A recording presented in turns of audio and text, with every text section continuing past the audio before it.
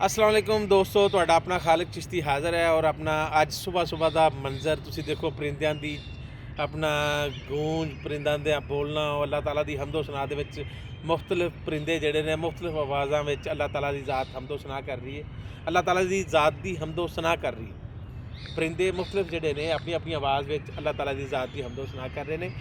ਤੇ ਸੋ ਦੋਸਤੋ, ਤੁਹਾਡਾ ਤਲਕ ਦੁਨੀਆ ਦੇ ਕਿਸੇ ਮਜ਼ਹਬ ਨਾਲ ਵੀ ਹੈ, ਕਿਸੇ ਤਨਜ਼ੀਮ ਨਾਲ ਵੀ ਹੈ, ਕਿਸੇ ਵੀ ਹਲਕਾ ਹਬਾਬ ਨਾਲ ਹੈ। ਅੱਲਾਹ ਤਾਲਾ ਦੀ ਹਮਦੋ ਸਨਾ ਤੁਹਾਡੇ 'ਤੇ ਵਾਜਬ ਹੈ, ਜ਼ਰੂਰੀ ਹੈ। ਉਹ 24 ਘੰਟੇ ਤੁਹਾਡੀ ਕੋਸ਼ਿਸ਼ ਹੋਣੀ ਚਾਹੀਦੀ ਹੈ ਕਿ ਅੱਲਾਹ ਤਾਲਾ ਦੀ ਹਮਦੋ ਸਨਾ ਵਿੱਚ ਅਸੀਂ ਰਹੀਏ। ਦੇਖੋ, ਅਸੀਂ ਕਿੰਨੇ ਖਤਾਕਾਰ ਹਾਂ, ਕਿੰਨੇ ਐਬੀ ਹਾਂ। ਸਾਨੂੰ ਅੱਲਾਹ ਤਾਲਾ ਦੀ ਜ਼ਾਤ ਫਿਰ ਰਿਜ਼ਕ ਮੁਹੱਈਆ ਕਰ ਰਹੀ ਹੈ, ਸਾਨੂੰ ਤੰਦਰੁਸਤੀ ਮੁਹੱਈਆ ਕਰ ਰਹੀ ਹੈ, ਸਾਨੂੰ ਆਕਸੀਜਨ ਮੁਹੱਈਆ ਕਰ ਰਹੀ ਹੈ।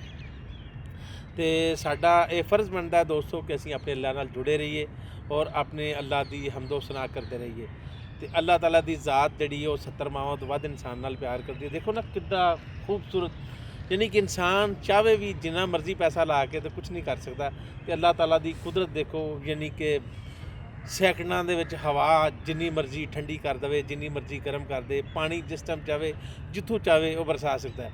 ਤੇ ਦੋਸਤੋ, ਤੁਸੀਂ ਦੇਖਿਆ ਕਦੀ ਫਲ ਦਰਖਤ ਦੇ ਵਿੱਚ ਨਹੀਂ ਹੁੰਦਾ? ਸਾਰਾ ਦਰਖਤ ਕੱਟ ਕੇ ਦੇਖ ਲਓ ਤੁਸੀਂ, ਦਰਖਤ ਦੇ ਵਿੱਚੋਂ ਕਿਤੇ ਫਲ ਨਹੀਂ ਨਿਕਲੇਗਾ, ਲੱਕੜੀ ਮਿਲੇਗੀ।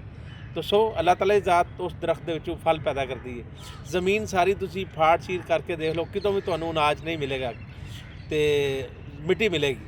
ਪਰ ਅੱਲਾਹ ਤਾਲਾ ਦੀ ਜ਼ਾਤ ਚਾਹੁੰਦੀ ਹੈ ਤਾਂ ਜ਼ਮੀਨ ਦੇ ਵਿੱਚੋਂ ਵੀ ਮੁਖਤਲਿਫ ਫਲ, ਸਬਜ਼ੀਆਂ, ਅਨਾਜ ਉਗਣਾ ਸ਼ੁਰੂ ਹੋ ਜਾਂਦਾ ਹੈ। ਤੇ ਅੱਲਾਹ ਤਾਲਾ ਦੀ ਜ਼ਾਤ ਜਿੱਥੋਂ ਚਾਹੇ ਤੁਹਾਨੂੰ ਰਿਜ਼ਕ ਦੇ ਸਕਦੀ ਹੈ। ਉਹ ਚਾਹੇ ਤਾਂ ਤੁਹਾਨੂੰ ਅਸਮਾਨ ਤੋਂ ਮੁਹੱਈਆ ਕਰ ਸਕਦੀ ਹੈ, ਉਹ ਚਾਹੇ ਤੁਹਾਨੂੰ ਜ਼ਮੀਨ ਤੋਂ ਮੁਹੱਈਆ ਕਰ ਸਕਦੀ ਹੈ। ਅਗਰ ਉਹ ਨਾ ਚਾਹੇ ਤਾਂ ਤੁਸੀਂ ਜਿੰਨੀ ਮਰਜ਼ੀ ਕੋਸ਼ਿਸ਼ ਕਰ ਲਓ, ਤੁਹਾਨੂੰ ਕੁਝ ਨਹੀਂ ਮਿਲ ਸਕਦਾ। ਤਾਂ ਸੋ ਪਿਆਰਿਓ ਦੋਸਤੋ, ਮਿੱਤਰੋ, ਆਪਣੇ ਅੱਲਾਹ ਨਾਲ ਜੁੜੇ ਰਹੋ। ਅੱਲਾਹ ਨਾਲ ਜੁੜੇ ਰਹੋਗੇ ਤਾਂ ਤੁਹਾਡੀ ਦੁਨੀਆ ਵੀ ਠੀਕ ਰਹੇਗੀ, ਤੁਹਾਡੀ ਆਖਰਤ ਵੀ ਠੀਕ ਹੋਏਗੀ। ਤਾਂ ਦੋਸਤੋ, ਤੁਹਾਨੂੰ ਮੇਰਾ ਵੀਡੀਓ ਕਿਸ ਤਰ੍ਹਾਂ ਦਾ ਲੱਗਾ, ਇਹਦੇ ਵਾਸਤੇ ਸਾਡੇ ਚੈਨਲ ਨੂੰ ਲਾਈਕ ਕਰੋ, ਕਮੈਂਟਸ ਕਰੋ ਅਤੇ ਵੱਧ ਤੋਂ ਵੱਧ ਦੋਸਤਾਂ ਅੱਗੇ ਸ਼ੇਅਰ ਕਰੋ।